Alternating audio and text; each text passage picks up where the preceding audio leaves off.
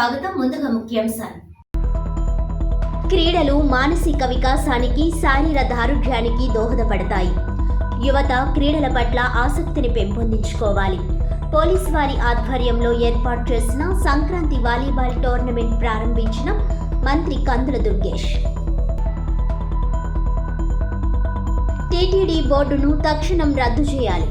తొక్కిసలాటపై supreme court జడ్జితో విచారణ జరిపించాలి. High court CJ సుమోటోగా case స్వీకరించి దర్యాప్తు చేయించాలి. మాజీ ఎంపీ మార్గాని భరత్ విజ్ఞప్తి.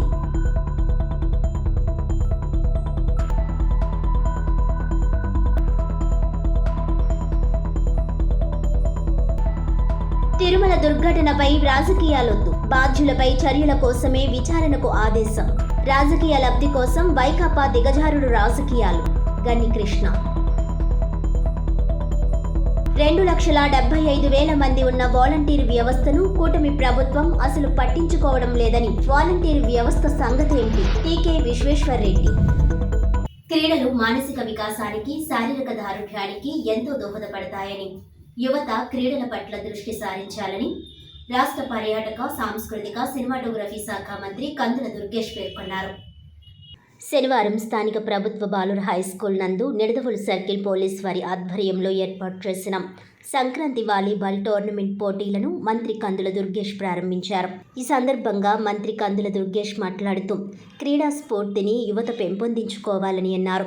క్రీడల్లో గెలుపు ఓటమి సహజమని, వాటిని సమానంగా స్వీకరించినప్పుడు భవిష్యత్తులో వారు అనుకున్న లక్ష్యాలను నెరవేర్చుకునే శక్తి, సామర్థ్యాలు క్రీడా స్ఫూర్తితోనే పెరుగుతాయని అన్నారు. సంక్రాంతి పర్వదినాన్ని పురస్కరించుకుని నిడదవోలు నియోజకవర్గంలో పోలీస్ వారి ఆధ్వర్యంలో 14 బృందాలతో బ్యాడ్మింటన్ క్రీడలను నిర్వహించడం అభినందనీయమని అన్నారు. గ్రామీణ క్రీడలైన వాలీబాల్, కబడ్డీ, బాల్, బ్యాడ్మింటన్లపై యువత ఆసక్తిని పెంపొందించుకోవాలని అన్నారు.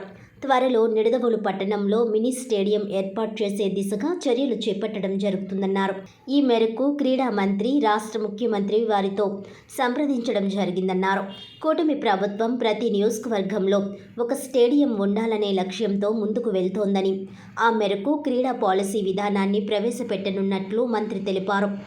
క్రీడాకారులందరూ క్రీడల పట్ల తమ ప్రతిభా నైపుణ్యాలను ప్రదర్శించి విజయ లక్ష్యాన్ని చేరుకోవాలని మంత్రి కందుల దుర్గేష్ ఈ సందర్భంగా క్రీడాకారులను అభినందించారు. ఈ కార్యక్రమంలో additional SP AV Subbaraju, CI PVG Tilak, SI P Shobhan Kumar, పీడీలు B Pradeep, KVD N Swamy, P Srinivas, క్రీడాకారులు తదితరులు పాల్గొన్నారు.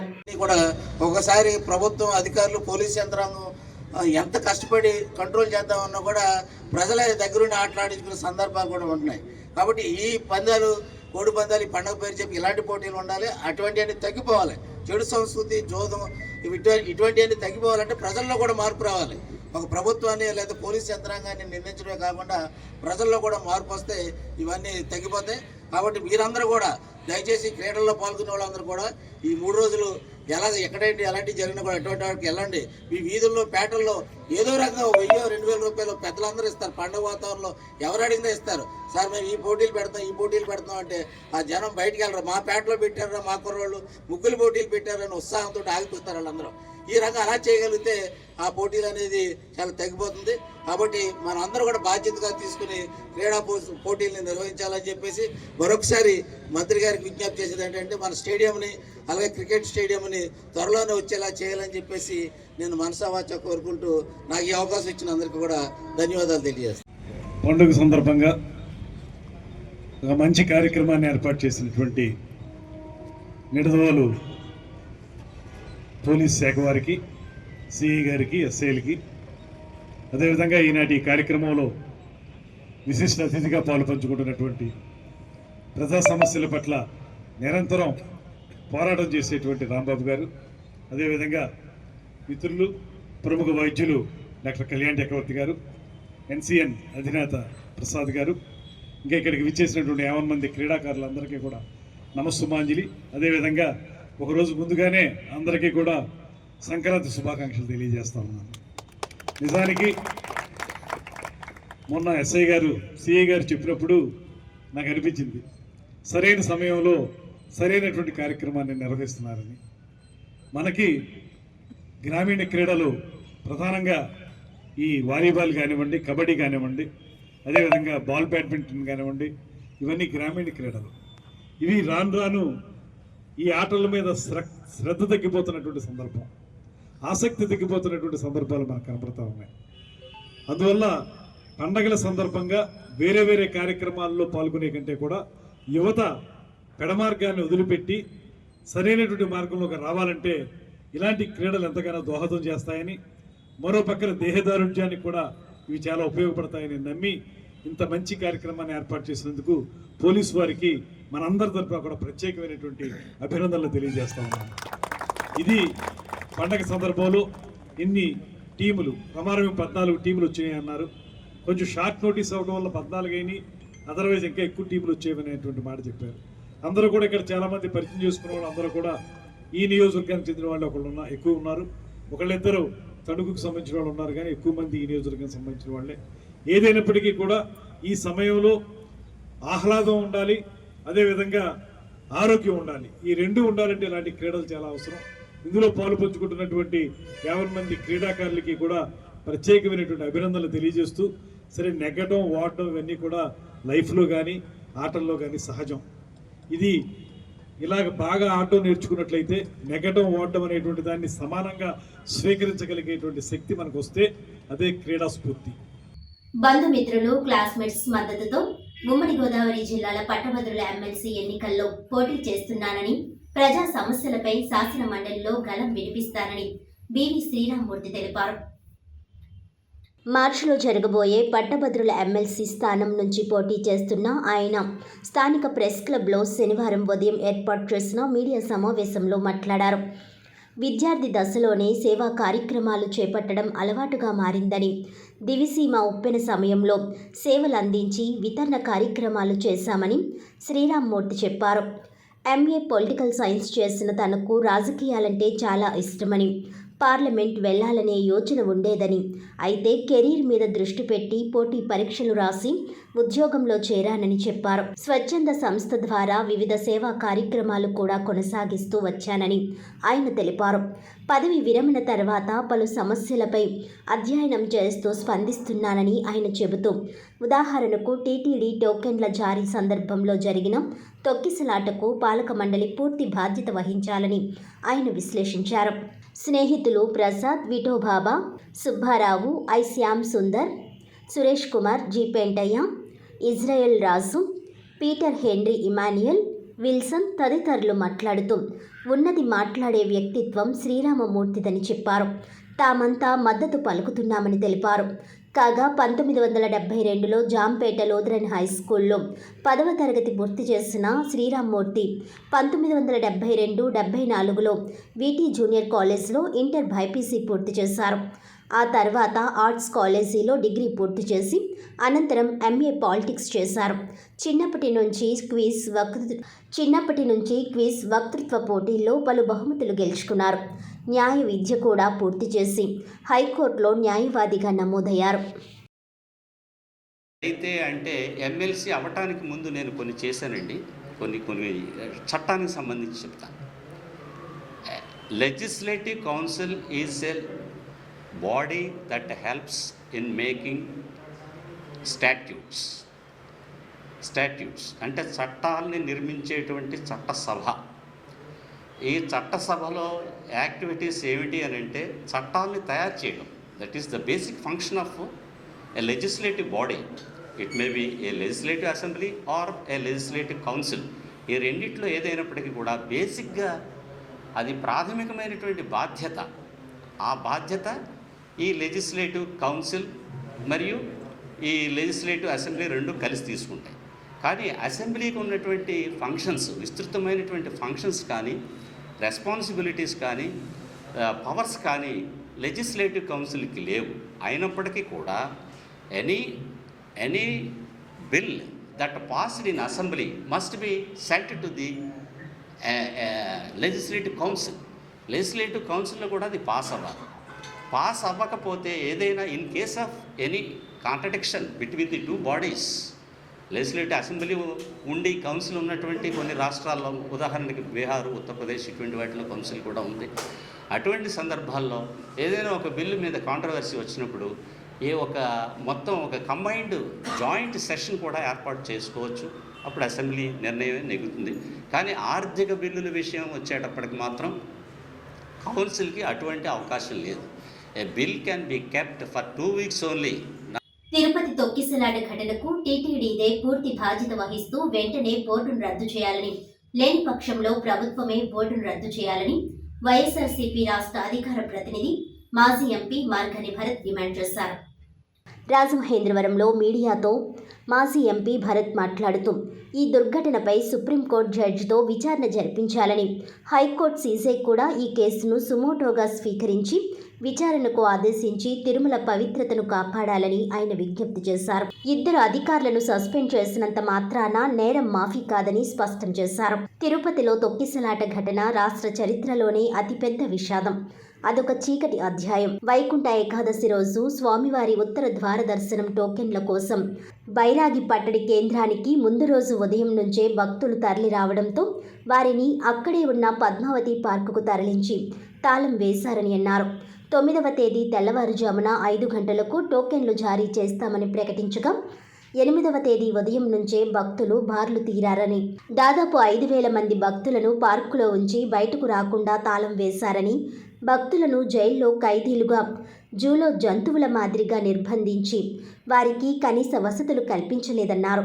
ఇంత దుర్ఘటన జరిగాక 2 అధికారులను బాధ్యులను చేసి సస్పెండ్ చేయడం, 4 బదిలీ, ఇంకా క్షమాపణలు చెబితేనో చేసిన పాపం పోదని, ఈ ఘటనకు బాధ్యత వహిస్తూ టీటీడీ బోర్డు సభ్యులు రాజీనామా చేయాలని లేదా ప్రభుత్వమే టీటీడీ బోర్డును రద్దు చేయాలని అన్నారు. ఈ ఘటనలో అక్కడ డ్యూటీ చేసిన పోలీసులది తప్పైతే వారిని మోహరించిన బోర్డుది కూడా తప్పేనని అన్నారు. తిరుపతి తొక్కిసలాట ఘటనపై సుప్రీంకోర్టు జస్టిస్ సమగ్రమైన విచారణ జరిపించాలని, ఇంకా హైకోర్టు చీఫ్ జస్టిస్ కేసును సుమోటోగా తీసుకుని తిరుమల పవిత్రతను, భక్తుల మనోభావాలను కాపాడాలని అన్నారు. ఒకవేళ చంద్రబాబు ఆదేశాలతో దర్యాప్తు జరిగితే గోదావరి పుష్కరాల్లో మాదిరిగానే భక్తుల అత్యుత్సాహం వలన తొక్కిసలాట జరిగిందని రిపోర్టు ఇచ్చింది వారిదే తప్పన్నట్టు ప్రచారం చేశారని అన్నారు. తొక్కిసలాటతో 6 మరణానికి కారణమైన ప్రభుత్వం తమ చేతకానితనాన్ని మా నాయకుడు జగన్పై నెట్టాలని చూస్తోంది. అందుకే సీఎం చంద్రబాబు మొదలు ఆ పార్టీ నాయకులు ఇష్టానుసారం ఆరోపణలు చేస్తున్నారు. చివరకు జగన్ ఆసుపత్రిలో క్షతగాత్రులను పరామర్శిస్తే దానిపైన అర్థం లేని ఆరోపణలు, విమర్శలు చేస్తున్నారని అన్నారు. అంటే ఈ తిరుమల తిరుపతి దేవస్థానం అనేది ఇండిపెండెంట్ బాడీ. ఈ ఇండిపెండెంట్ బాడీలో గవర్నమెంట్ జోక్యం ఎంతవరకు ఉంటుందండి? కిందన ఈ ఘటన జరిగింది. ఘటన జరిగినప్పుడు కిందన గవర్నమెంట్ యొక్క బాధ్యత ఉంటుంది, పూర్తి స్థాయిగా పోలీస్ యొక్క బాధ్యత ఉంటుంది, తిరుమల తిరుపతి దేవస్థానం యొక్క బాధ్యత కూడా ఉంటుంది. ఆ మాత్రం క్రౌడ్ మేనేజ్మెంట్, ఒక 5,000 మంది ప్రజలు ఉన్న చోట ఒక క్రౌడ్ మేనేజ్మెంట్ చేయలేరండి. ఉదయం నుంచి పార్కులో వేయాల్సిన అవసరం ఏంటి అని అడుగుతున్నా. ఉదయం 8-9 ప్రజలు వచ్చేసారంట, వాళ్ళందరినీ పార్కులో వేసేసి తాళాలు వేస్తారంట. మరి వాళ్ళు బాత్రూమ్లకు వెళ్ళాలంటే పార్కుల్లో ఎక్కడ వెళ్తారు? మగవాళ్ళు అంటే కొన్ని గోళ్ళూరికి బయటికి వెళ్ళి మళ్ళీ వస్తూ ఉన్నారు. వాళ్ళకి ఎవరైనా పిల్లలు కానీ లేదా ఆడవాళ్ళు ఉంటే ఏదో ఫుడ్ తీసుకొచ్చి అక్కడ పెడతా ఉన్నారు. అసలు ఇది ఎక్కడ అన్యాయం అని అడుగుతున్నాను. ఇంత దారుణమైన ఘటన చీకటి రోజు కింద అభివర్ణిస్తున్నామని ఈ సందర్భంగా తెలియపరుస్తున్నాం. పవిత్రమైన తిరుమల తిరుపతి దేవస్థానంలో జరిగిన దుర్ఘటనపై ప్రతిపక్ష వైకాపా రాజకీయాలు మానుకోవాలని, సంఘటనపై ముఖ్యమంత్రి చంద్రబాబు నాయుడు విచారణకు ఆదేశించారని, బాధ్యులెవరైనా చర్యలు తప్పవని తెలుగుదేశం పార్టీ రాష్ట్ర ప్రధాన కార్యదర్శి గన్ని కృష్ణ అన్నారు. పవిత్రమైన తిరుమల తిరుపతి దేవస్థానంలో జరిగిన దుర్ఘటనపై ప్రతిపక్ష వైకాపా రాజకీయాలు మానుకోవాలని, సంఘటనపై ముఖ్యమంత్రి నారా చంద్రబాబు నాయుడు విచారణ ఆదేశించారని, విచారణలో బాధ్యులెవరైనా చర్యలు తప్పవని తెలుగుదేశం పార్టీ రాష్ట్ర ప్రధాన కార్యదర్శి గన్ని కృష్ణ అన్నారు. ఇలాంటి దురదృష్టకరమైన ఘటనలు జరిగినప్పుడు రాజకీయాలు చేయాలనుకోవడం దౌర్భాగ్యమని అన్నారు. ఏదైతే ఉపద్రవాలు, ప్రమాదాలు, ప్రకృతి వైపరీత్యాలు జరిగినప్పుడు వాటిని చక్కదిద్దడంలో సమర్థవంతమైన నాయకుడు చంద్రబాబు అని పేర్కొన్నారు. తిరుపతిలో దుర్ఘటన జరిగినప్పుడు విశాఖలో ప్రధాని మోడీ పర్యటన సాగుతుందని విషయం తెలుసుకున్న ఆయన దేవాదాయ శాఖ మంత్రిని పంపించి సహాయ కార్యక్రమాలకు ఆదేశించారని తెలిపారు. మరునాడు తిరుపతి వెళ్లి మృతుల కుటుంబీకులతో బాధితులతో మాట్లాడారని, అనంతరం అధికారులు టీటీడీ పాలకవర్గంతో మాట్లాడి జరిగిన సంఘటనపై విచారణకు ఆదేశించారని అన్నారు. అయితే ప్రతిపక్ష నాయకుడు జగన్, వారి పార్టీ నాయకులు అక్కడకు వెళ్లి దుర్ఘటనను రాజకీయంగా వినియోగించే ప్రయత్నం చేశారని మండిపడ్డారు. ఈ కార్యక్రమంలో నిమ్మలపొడి గోవింద్, జక్కంపొడి అర్జున్, మల్లా వెంకట్రాజు పాల్గొన్నారు. కడప జిల్లాలో అన్నమయ్య ప్రాజెక్టు కొలాప్స్ అయిపోయిన ఘటనలో దాదాపు 30 మంది పైగా చనిపోయారు. 33 మంది టు బి ప్రిసైజ్. చనిపోయిన తర్వాత కనీసం పరామర్శ కూడా వెళ్ళలేదు అతను. మరి ఎంక్వైరీ ఏం చేశాడు, ఎవరు దానికి బాధ్యత ఎవరికో తెలియదు. ఇలా వివిధ సంఘటనలు అక్కడ వైజాగ్లో ఆ ఫ్యాక్టరీ అక్కడ దానికి అవ్వడం, పాలిమర్స్, ఎల్జీ పాలిమర్స్, అదే ఎల్జీ పాలిమర్స్లో కూడా రకరకాల ఊహాగానాలు ఉన్నాయి. ఇక్కడ ఇలా ఎన్నో విషయాలు ఉన్నాయి. అక్కడ దాదాపు ఆయన సీఎంగా ఉండగా ఇలాంటి దుర్ఘటనలో చనిపోయిన వాళ్ళు 104,000 మంది వరకు ఇలాంటి దుర్ఘటనలో చనిపోయిన మృతులు ఉన్నారు. అది ఈయన ఏం చర్య తీసుకున్నాడు? ఈయన కనీసం ఎప్పుడైనా వెళ్ళి పలకరించాడా? ఆయన టైంలో లా అండ్ ఆర్డర్ పొజిషన్ ఎలా ఉండేదో మన అందరికీ తెలుసు. అలాంటి జగన్మోహన్ రెడ్డి గారు ఈ రోజుని అక్కడికి వెళ్ళడం, జరిగిన దాని గురించి విచారించాడు. మీరు విజువల్స్ చూస్తుంటే నవ్వుతాడేంటి ఆయన? చనిపోయిన వాళ్ళు పరామర్శించడానికి కానీ, లేకపోతే అక్కడ గాయపడ్డ వాళ్ళు పరామర్శించడానికి హాస్పిటల్కి వెళ్ళినప్పుడు కానీ వాళ్ళు నవ్వుతున్నాడు ఆయన చూసి. అక్కడేమో సీఎం అని అనిపించుకోవడం, కిరాయి జనాలు తీసుకెళ్ళడం, అక్కడికి కిరాయి జనాలు తీసుకెళ్ళి సీఎం అని అనిపించుకోవడం. ఇది ఎలక్షన్ టైము కాదు, లేకపోతే ఇంకోటి కాదు. ఒక చావు దగ్గరికి వెళ్ళినప్పుడు, లేకపోతే ఒక దుర్ఘటన దగ్గరికి పరామర్శించడానికి వెళ్ళినప్పుడు ప్రవర్తించిన విధానం అది. ఆయన కబుర్లు చెప్పడం అది. దీన్ని సమర్థించడం, ఎవరు సమర్థించాలి దీనికి? కాబట్టి చాలా అర్థమవుతుంది. నిన్న ఎవరు మంత్రి గారు ఎవరో చెప్పారు, 2,75,000 మంది ఉన్న వాలంటీర్ వ్యవస్థను కూటమి ప్రభుత్వం పట్టించుకోవడం లేదని తూర్పుగోదావరి జిల్లా కాంగ్రెస్ కమిటీ అధ్యక్షులు టీకే విశ్వేశ్వర్ రెడ్డి ఆవేదన వ్యక్తం చేశారు. శనివారం రాజమండ్రి స్థానిక మున్సిపల్ కాలనీలోని జిల్లా కాంగ్రెస్ కార్యాలయంలో ఏర్పాటు చేసిన విలేకరుల సమావేశంలో ఆయన మాట్లాడారు. శనివారం రాజమండ్రి స్థానిక మున్సిపల్ కాలనీలోని జిల్లా కాంగ్రెస్ కార్యాలయంలో ఏర్పాటు చేసిన విలేకరుల సమావేశంలో టీకే విశ్వేశ్వర్ రెడ్డి మాట్లాడుతూ 2,75,000 మంది ఉన్న వాలంటీర్ వ్యవస్థను కూటమి ప్రభుత్వం అసలు పట్టించుకోవడం లేదని, డిప్యూటీ సీఎం పవన్ ఆడపిల్లలకు అండగా ఉంటారని అన్నారు. ఇప్పుడు వాలంటీర్ల పరిస్థితి ఏంటి అని ప్రశ్నించారు. 10,000 లేదు, 5,000 లేదు, ఏమీ లేదు. వాళ్ళే ఫైనాన్స్లో బాకీలు ఎలా కట్టుకోవాలో తెలీదు. ఆ వచ్చే 5,000 కూడా పోయి ఏం చేయాలా అని చెప్పి దిక్కుతోసిన పరిస్థితిలో వాళ్ళు ఉండేలాగా పరిస్థితి అయింది. వాళ్ళకి 7 నెలలు అయింది, వాళ్ళు జీతాలు ఇవ్వట్లేదు, ఏమీ ఇవ్వట్లేదు. మరి పవన్ కళ్యాణ్ గారు ఈ రాష్ట్రంలో ఏ ఆడపిల్లకి అన్యాయం జరిగింది, పవన్ ఉన్నాడు అని చెప్పాడు ప్రతి మీడియాలో. ఏమున్నాయా? 2 లక్షల మంది ఆడపిల్లలు ఈవేళ రోడ్డు మీద పడిపోయారు. నువ్వు కనీసం నోరు ఇప్పావు, నోరు ఎత్తావు, నోరు మాట్లాడావు. అసలు చంద్రబాబు నాయుడికి చెప్పావు, ఏమయ్యా బాబు 2,70,000 మంది వాలంటీర్స్లో 2 లక్షల మంది ఆడపిల్లలు ఉన్నారు. 2 లక్షల మంది ఆడపిల్లలు కూడా రోడ్డు మీద పడిపోయారు. కనీసం వాళ్ళేమో కొనుక్కున్న బైకులకి వాయిదాలు కట్టలేకపోతున్నారో, ఫైనాన్స్ కంపెనీలు బైకులు లాక్కుపోతున్నారు, వాళ్ళేమో అవమానంగా ఫీల్ అవుతున్నారు. ఏంటిదని చెప్పి కనీసం చంద్రబాబు నాయుడుతో మాట్లాడితే చంద్రబాబు నాయుడు చెప్పడు. మరి ఆడపిల్లలకి అన్యాయం జరిగింది, ఆడపిల్లలకి అన్యాయం జరిగితే తోలు తెస్తాను, తొక్క తెస్తానంటే ఏం తెస్తున్నావు మాకైతే అర్థం కావట్లేదు. మరి పోనీ ఆ 5,000 పోయే, ఈ 10,000 కళ అది పోయే. నిరుద్యోగ భృతి 3,000 ఇస్తానన్న. పోనీ ఆ నిరుద్యోగ భృతి ఇచ్చినా కనీసం ఆ 3,000 తోటి వాయిదా ఏదోలా కట్టుకుని ఏదో తంటాలు పడతారనుకుంటే ఆ నిరుద్యోగ భృతి లేదు. ఈవేళ వరకు 7 నెలలు అయింది. ఈవేళ వరకు మీ రాష్ట్రంలో నిరుద్యోగ భృతి ఎవడికిచ్చావు? నువ్వు ఎవరికైనా నిరుద్యోగ భృతి ఇచ్చావా? సమీక్ష చేసావు, షో వర్క్ ఇదంతా, అదిగో ఇదిగో నేనే అబద్ధాలు ఆడేటి సమీక్షలో అది చేస్తాం ఇది చేస్తాం అంటే ఏమీ లేదు. ఈ సచివాలయాల్లో ఒక్కో సచివాలయానికి ఏదో 2,500 మందికి జనాభాకు ఒక సచివాలయం అంటారు. ఏదో చెప్తారు కహానీలు, జరిగేది లేదు, సచ్చేది లేదు. ఇవన్నీ ఏంటంటే బాబు చంద్రబాబు నాయుడు నీ అబద్ధాలు వెళ్ళాక ప్రజలు చాలా ఇబ్బంది పడిపోతున్నారు. ఏదేదో చెప్తావు, అన్ని అబద్ధాలే, ఒకటి కూడా నిజం ఉండదు. సూపర్ సిక్స్ అన్నారు. డప్పులు కొట్టి ఇంట్లో పడుకున్న వాళ్ళు లెక్కొట్టారు. ఏడు చేసావు సూపర్ 6? ఎవరికైనా సూపర్ 6లో ఒక పథకం వచ్చిందా? గుడ్డి దీపం ఒకటి ఇచ్చావు. 3 సిలిండర్లు ఇస్తారు సంవత్సరానికి అని చెప్పి సంవత్సరానికి ఒక సిలిండర్ గుడ్డి దీపం లాగా ఇచ్చావు. మిగతా 5 ఏం చేసో ఒకటి కూడా అమలు జరపలేదు. ఈ అబద్ధాలు మానేయండి చంద్రబాబు నాయుడు గారు. మీరు ఎంతసేపు నరేంద్ర మోడీ గారు తోకట్టి నరేంద్ర మోడీని పోవడమే సరిపోతుంది తప్ప ఈ రాష్ట్రానికి చేసింది ఏం కనపట్లేదు. తాము తీవ్ర సంక్షోభంలో ఉన్నామని తూర్పుగోదావరి జిల్లా వైన్స్ ఓనర్స్ అసోసియేషన్ అధ్యక్షుడు దేవరపల్లి కృష్ణ ఆవేదన వ్యక్తం చేశారు. ది రాజమండ్రి ప్రెస్ క్లబ్లో శనివారం జరిగిన మీడియా సమావేశంలో జిల్లా అధ్యక్షుడు దేవరపల్లి కృష్ణ మాట్లాడారు.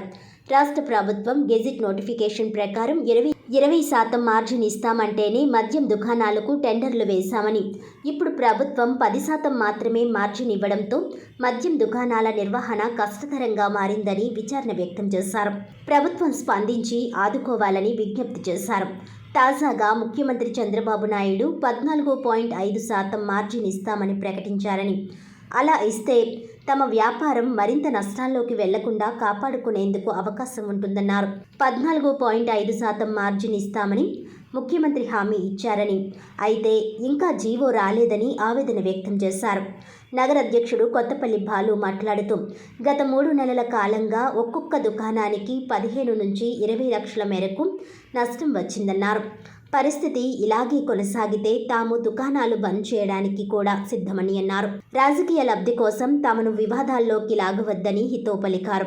నిజానికి రూపాయి లంచం లేకుండా ఎమ్మెల్యే తమకు సహకరిస్తున్నారని పేర్కొన్నారు. గత 25-30 ఏళ్లుగా లిక్కర్ వ్యాపారంలో ఉన్నామని, ఎవరు అధికారంలో ఉంటే వారి దగ్గరకు వెళ్లి తమ గోడు చెప్పుకోవడం సహజమని అన్నారు. సమావేశంలో మేకా రమేష్, గంటా స్వరూప్, ఆకుల శ్యామ్, పి రామకృష్ణ, బుజ్జి తదితరులు పాల్గొన్నారు.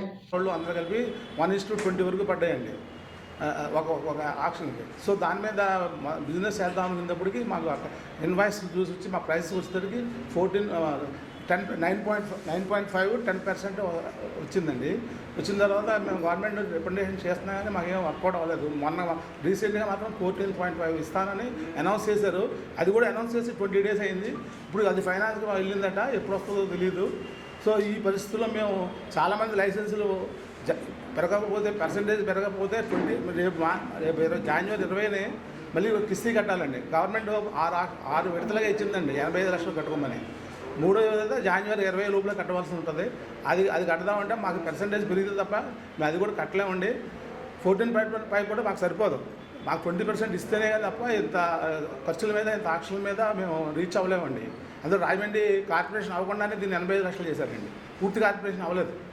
ఇప్పుడు కాకినాడ వచ్చేటప్పుడు 65 లక్షలే. మాకు 85 లక్షల మీద మొత్తం అన్నీ కలిసిపోయి, కొంతమూరు పాలమూరు అన్నీ కలిసిపోయి అన్ని తెలుసుకుని మాకు ఏంటంటే పర్సంటేజ్ మాకు ఎక్కువ పర్సంటేజ్ మేము ఆడుకున్నాం. ప్లస్ దాని మీద జనరల్ అసోసియేషన్ తరఫున నమస్కారాలు తెలియజేస్తూ, గత 3 నెలల క్రితం జరిగిన లాటరీ సిస్టంలో మా అందరికీ వైన్ షాపులు అలాట్ అవ్వడం జరిగింది. ఈ వైన్ షాప్కి వెళ్ళడం ఏంటంటే జనరల్గా జరిగింది ఏంటంటే గెజిట్ నోటిఫికేషన్లో మాకు 20% మార్జిన్ అని గెజిట్ నోటిఫికేషన్ ఇచ్చివ్వడం జరిగింది.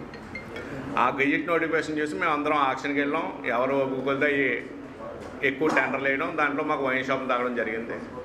అనుకోని పరిస్థితుల్లో యాక్చువల్గా గవర్నమెంట్ ఇచ్చిన invoice price, issue price, basic price మీద ఒక ఇది మీద చేస్తే 10%లోకి యాక్చువల్గా మాకు మార్జిన్ వేయడం అనేది. దీని మీద పలు రిప్రజెంటేషన్స్ మా స్టేట్ అసోసియేషన్, ఇక్కడ ఉన్న లోకల్గా ఉన్న ఎమ్మెల్యేలకి అందరికీ మా రిప్రజెంటేషన్, ఈ విధంగా వ్యాపారస్తులు అందరూ దెబ్బతింటాం, ఈ విధంగా ఎప్పుడు జరగలేదు, ఎక్కడో టెక్నికల్గా ప్రాబ్లం వచ్చింది, దీని మీద పలుమార్లు రిప్రజెంటేషన్ చేయడం జరిగింది. దాని మీద గౌరవ ముఖ్యమంత్రి గారు మన December 31 రిటైల్ మార్జిన్ 14.5 కాడికి చేస్తామని అనౌన్స్ చేయడం జరిగింది. దాని మీద ఫైనాన్షియల్ టెక్నికల్ కమిటీ చూసి మాకు ఇంకా జీవో అయితే రాలేదు, మేము పాత 10% మీద ఉన్నాం. గత 3 నెలలు వ్యాపారం చేయడం వల్ల ఒక్కో షాపు సుమారు 15 నుంచి 20 లక్షల రూపాయలు వ్యాపార పరంగా లాస్లో ఉన్నాం. ఒక బ్రాందీ షాప్ వచ్చేటప్పటికి నియర్లీ 15 to 20 lakhs, అంటే అమ్మని షాపు యావరేజ్ లెక్కేస్తే నియర్లీ 20 lakhs లాస్ ఉన్నాం. అవి కాకుండా ఒక్కో షాప్కి టెండర్కి వచ్చి నియర్లీ 50 lakhs కూడా, అంటే ఒక 20 నుంచి 20 టెండర్లు వేస్తేనే బ్రాందీ షాప్ అయితే అదో ఇది కూడా రాదు. గౌరవ ముఖ్యమంత్రి గారు, లేకపోతే ఎక్సైజ్ మినిస్టర్ గారు, లోకల్ ఎమ్మెల్యేలు దృష్టిలో పెట్టి మేము ఇదంతా రిప్రజెంట్ చేస్తాం. మా స్టేట్ అసోసియేషన్ ద్వారా కూడా రిప్రజెంట్ చేస్తే మనం రీసెంట్గా 14.5-15% కాడికి ఇస్తానన్నారు. అది వచ్చాక చూడాలి. వస్తే ముందు లాస్ అన్నది లేకుండా ముందు స్టాండ్ అవుతాం. గవర్నమెంట్ ఇచ్చిన పాలసీలు ఏంటంటే ప్రతి సంవత్సరం ప్రతి 2 నెలలకు కిస్తీ కట్టాలి. మేము ఇది 3వ కిస్తీ, రేపు 20వ తారీఖు లోపల కట్టకదు 3వ కిస్తీ. ఆస్తి ఉన్నాం, అది ఏమైనా జీవో వస్తే మేము ఎదరికి వెళ్తాం. ఒకవేళ ఆ జీవో రాలేని పరిస్థితి ఉంటే షాపులు కూడా కట్టేయవలసిన పరిస్థితి అయితే ఉంది. ఇంకో విషయం ఏంటంటే ఈరోజు ప్రెస్ మీట్ పెట్టడానికి ముఖ్య కారణం ఏంటంటే మేమందరం వ్యాపారస్తులం. ఫస్ట్ అది మీ పాత్రికా సోదరులు అందరం గుర్తుంచుకోవాలి. కానీ ఈరోజు రాజమండ్రిలో కొన్ని పార్టీ రాజకీయ ప్రతినిధులు మమ్మల్ని రాజకీయ వివాదాలకు వ్యాపారస్తులు అవుతున్నారు. దయచేసి అందరికీ మా విజ్ఞప్తి ఒకటి, మిమ్మల్ని వ్యాపారస్తులుగానే చూడండి, రాజకీయ వివాదాల్లోకి రావద్దు. మేము నష్టపోయి మేము మా బాధల్లో ఉంటే ఎమ్మెల్యేకి ఫార్మాలిటీస్ ఇచ్చారని లేకపోతే ఇంకొకరికి ఏదో ఇచ్చారని మమ్మల్ని ప్రెజర్ చేస్తున్నారని రకరకాల ఊహాగానాలు ప్రెస్లో మీడియాలో వస్తున్నాయి, వాళ్ళు స్టేట్మెంట్లు ఇస్తున్నారు. దయచేసి ఇలాంటి వివాదాల్లోకి మమ్మల్ని లాగొద్దు. పోలవరం నిర్వాసితుల సమస్యలు పరిష్కరించాలని ఆదివాసీ మహాసభ న్యాయ సలహాదారు అయినపురపు సూర్యనారాయణ స్టాండింగ్ కమిటీ ప్రతినిధులను కలిసి వినతి పత్రం అందజేశారు. పోలవరం ప్రాజెక్టు పనులపై సమీక్ష నిర్వహిస్తున్న పార్లమెంటరీ స్టాండింగ్ కమిటీ ఆదివాసీ మహాసభ న్యాయ సలహాదారు అయినపురపు సూర్యనారాయణ డిమాండ్ చేశారు. ఈ మేరకు రాజమహేంద్రవరంలో స్టాండింగ్ కమిటీ ప్రతినిధులను కలిసి వినతి పత్రం అందజేశారు. ప్రాజెక్టు నిర్మాణానికి 1,00,000 కోట్లు కేటాయించాలని కేంద్ర ప్రభుత్వానికి నివేదించాలని ఆదివాసీ మహాసభ న్యాయ సలహాదారు అయినపురపు సూర్యనారాయణ డిమాండ్ చేశారు. ఈ మేరకు రాజమహేంద్రవరంలో స్టాండింగ్ కమిటీ ప్రతినిధులను కలిసి వినతి పత్రం అందజేశారు. అనంతరం ది రాజమండ్రి ప్రెస్ క్లబ్లో జరిగిన మీడియా సమావేశంలో ఆయన మాట్లాడుతూ నిర్వాసితుల సమస్యలపై కూడా సమగ్ర చర్చ జరిపి సమీక్షించాలని ఆదివాసీ మహాసభ విజ్ఞప్తి చేస్తుందన్నారు. భూసేకరణతో పాటు R&R ప్యాకేజీ కూడా 2014 జనవరి 1 నుంచి అమల్లోకి వచ్చిన కొత్త భూసేకరణ చట్ట ప్రకారం చేపట్టాలని కోరారు. పార్లమెంటరీ స్టాండింగ్ కమిటీ వెంటనే కేంద్రానికి నివేదించి అవగాహన ఒప్పందం కుదుర్చుకునే విధంగా చర్యలు తీసుకోవాలని అన్నారు. ఈ సమావేశంలో అల్లూరి సీతారామరాజు, జిల్లా నాయకులు గడుతూరి చిన్నారావు, అరగంటి వీరభద్రారెడ్డి, కెచ్చలరెడ్డి, జక్కల పాండవులు, మద్దిపాటి సతీష్, పోసమ్మ, ప్రేమగిరి వెంకటేశ్వరరావు తదితరులు పాల్గొన్నారు. 2014లో 6,86,000 SC/STలకి, 6,36,000 నాన్ ట్రైబ్స్కి వేశారు. ఆ 2014లో వేసినటువంటిదే 2025లో కూడా అదే ప్యాకేజ్ వేస్తున్నారు. కానీ కన్జ్యూమర్ ప్రైస్ ఇండెక్స్ ప్రకారం కొత్త భూసేకరణ చట్ట ప్రకారం ఎంతంటే 2014లో కొత్త భూసేకరణ చట్టం ఏం చెప్తుందంటే పెరిగిన ధరలకు అనుగుణంగా లెక్క కట్టి ఆ ప్యాకేజ్ వేయాలి. దానికి 2014లో 100 రూపాయలు ఉంటే 2025లో 169 రూపాయల 29 పైసలు అయింది. అంటే దీని ప్రకారం క్యాలిక్యులేట్ చేస్తే ఈవేళ 11,60,000 వరకు కూడా 11,60,000 అవుతుంది. దీనికి తోడు ఎస్టీలకి పేసా చట్టం కింద 2 లక్షలు ఇవ్వాలి. అలా 13,60,000 13,60,000 ఇవ్వాల్సిన చోట 6,36,000 6,86,000 వేస్తుంది ప్రభుత్వం. అంటే సగం వేస్తుంది. మరి మిగతా సగం ఇంకెప్పుడు వేస్తారు? ఇది అంటే ఈ సమస్యలన్నీ కూడా రాష్ట్ర ప్రభుత్వం కేంద్రానికి నివేదించట్లేదు, కొత్త భూసేకరణ చట్టాన్ని పాటించట్లేదు. ఏదో విధంగా ఎంతో కొంత ఇచ్చేసి నిర్వాసితులను తరలించేసి గిరిజనులను మోసం చేసి ప్రాజెక్టు కట్టాలని చూస్తున్నారే కానీ హైకోర్టు చెప్పిన ఆదేశాలు, డివిజనల్ బెంచ్ ఇచ్చిన ఆదేశాలు కానీ, కొత్త భూసేకరణ చట్టాన్ని కానీ, పేసా చట్ట ప్రకారం ఇవ్వాల్సిన పరిహారాన్ని కానీ ఇవన్నీ ఇవ్వకుండానే చేయాలని చూస్తున్నారు. ఈ ప్రాజెక్ట్ దాంట్లో ఫస్ట్ ఫేజ్ సెకండ్ ఫేజ్ అనేది ఏమీ అలా చూడొద్దు. మొత్తం గ్రామాలన్నింటినీ కూడా తరలించేదాకా కూడా ప్రాజెక్ట్ పనులు చేపట్టొద్దని హైకోర్టు ఏదైతే ఇచ్చిందో దీన్నే ప్రధానంగా మేము పార్లమెంటరీ కమిటీకి ఇవ్వడం జరిగింది. మీరు ప్రాజెక్ట్ సమీక్ష చేస్తున్నారు, పనుల సమీక్ష, దాంతోపాటు R&R సమీక్ష కూడా చేయండి. ఎందుకంటే గత 18 సంవత్సరాల నుంచి కేవలం 13,000 మంది మాత్రమే నిర్వాసితుల్ని R&R కాలనీకి పంపించడం జరిగింది. అది కూడా పూర్తి స్థాయిలో కాంపెన్సేషన్ ఇవ్వకుండా. అదే సమయంలో 1,06,000 మంది నిర్వాసితులు ఉన్నట్టుగా ప్రభుత్వం చెప్పింది. ఇది పాత లెక్కలు, 2017 నాటి లెక్క. ఇప్పుడు ఇంకా పెరుగుతుంది ఆ సంఖ్య. ఈ వాస్తవాలన్నీ కూడా పరిగణలోకి తీసుకుని సమీక్షించి మీరు ప్రాజెక్టు పనులతో పాటు R&R కూడా సమీక్షించాలని చెప్పేసి మేము పార్లమెంటరీ కమిటీకి వినతిపత్రం సమర్పించడం జరిగింది. ఆదివాసీ మహాసభగా డిమాండ్ చేస్తున్నాం. ఎందుకంటే సర్వం కోల్పోయినటువంటి నిర్వాసితులకి నీటికి ఉపాధి లేక మరి చాలా తీవ్ర ఇబ్బందులు పడుతున్నారు. అక్కడ ఇచ్చినటువంటి పొలాలు కూడా సాగుకి యోగ్యమైనటువంటి పొలాలు లేవు. మరి ప్యాకేజీ కూడా అందరికీ లేదు.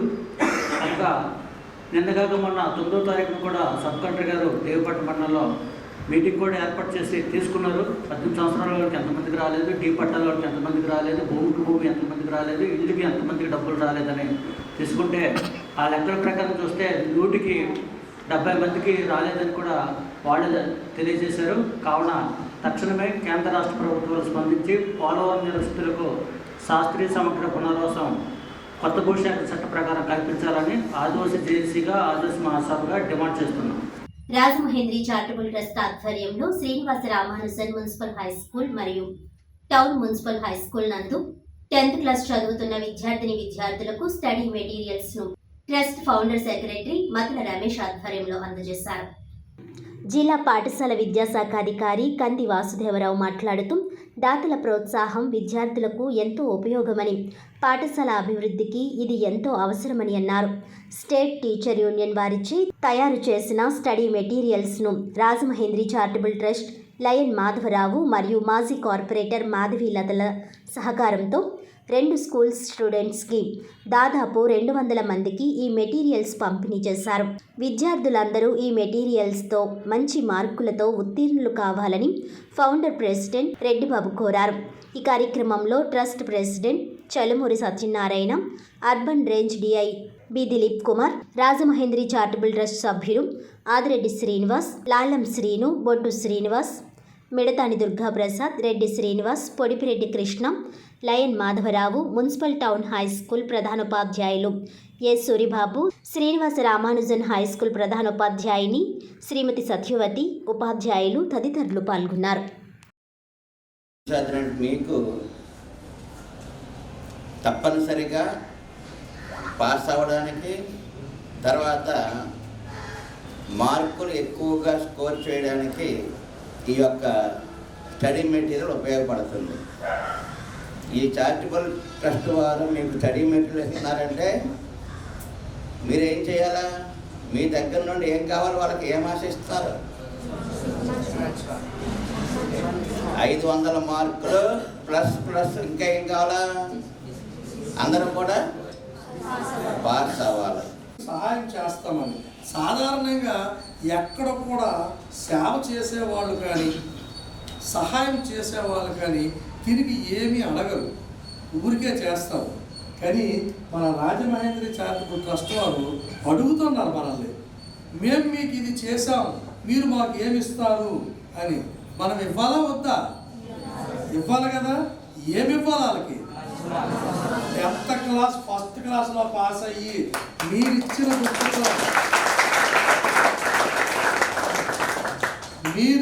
బుక్తో 10th క్లాస్ ఈ స్కూల్లో ఉన్న అందరం కూడా పాస్ అయ్యామని ఒక రిటర్న్ గిఫ్ట్ ఇవ్వాలి వాళ్ళకి. ఎప్పుడైతే మనం అలాంటి రిటర్న్ గిఫ్ట్ ఇచ్చామో వచ్చే సంవత్సరం మరికొంత మన పిల్లల కోసం వాళ్ళు చేయడానికి ముందొస్తారు. అయితే వార్తలను ముఖ్యాంశాలు మరోసారి. క్రీడలు మానసిక వికాసానికి, శారీర దారుఢ్యానికి దోహదపడతాయి. యువత క్రీడల పట్ల ఆసక్తిని పెంపొందించుకోవాలి. పోలీస్ వారి ఆధ్వర్యంలో ఏర్పాటు చేసిన సంక్రాంతి వాలీబాల్ టోర్నమెంట్ ప్రారంభించిన మంత్రి కందుల దుర్గేష్. టీటీడీ బోర్డును తక్షణం రద్దు చేయాలి. తొక్కిసలాటపై సుప్రీంకోర్టు జడ్జితో విచారణ జరిపించాలి. హైకోర్టు సీజే సుమోటోగా కేసు స్వీకరించి దర్యాప్తు చేయించాలి. మాజీ ఎంపీ మార్గాని భరత్ విజ్ఞప్తి.